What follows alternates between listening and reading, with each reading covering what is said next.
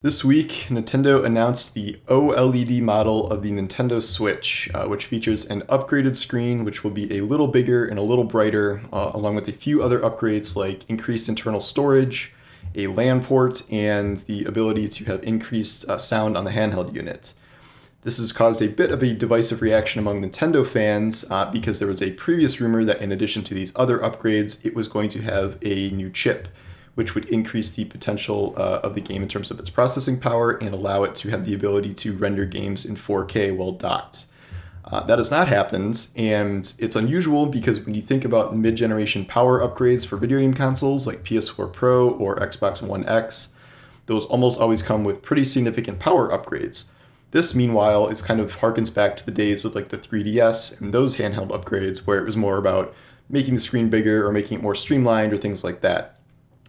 So Nintendo is in a kind of strange spot because the Nintendo Switch was already pretty underpowered compared to its rivals last generation, making some sacrifices for its portability.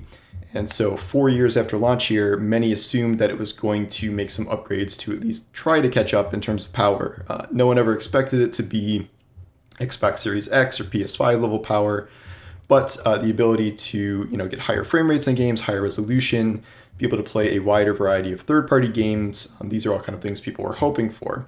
Instead, we got this upgraded screen, which is still 720p. It's not really even an upgrade in that regard. It's just going to be a little bigger, a little brighter.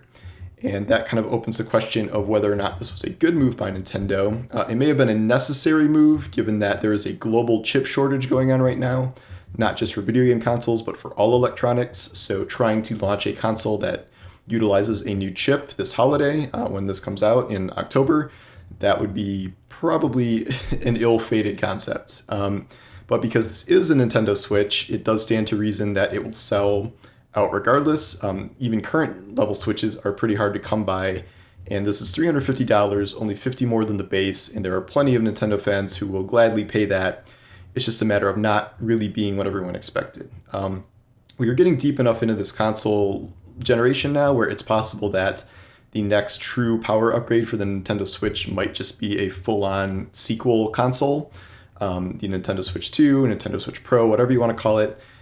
It seems like they might try and make a larger leap forward. They can always do this thing with an increased power chip later, but doing it soon after launching this model, like within a year, seems like it would maybe upset some people. So we might have to be waiting a little longer to see the Nintendo Switch improve in power. Meanwhile, the current gen systems from Sony and Microsoft are wildly disparate in terms of how far ahead they are in terms of power. A lack of power has obviously not hurt Nintendo because the Switch is able to sell so well, so it may not be first on their priority list, and they might just be kind of prioritizing giving the handheld players a better experience, which the OLED screen is supposed to do. We'll see how this shakes out, but it has split fans to some degree in terms of this being a useless upgrade that they don't need, and other fans who love handheld and love everything Nintendo does eagerly awaiting to buy one of these this October at any price. So if I had to guess, I think these are going to be hard to come by this holiday. That said, I'm not sure this is the most logical path of upgrades for Nintendo, or it's just them doing their own thing like they always do.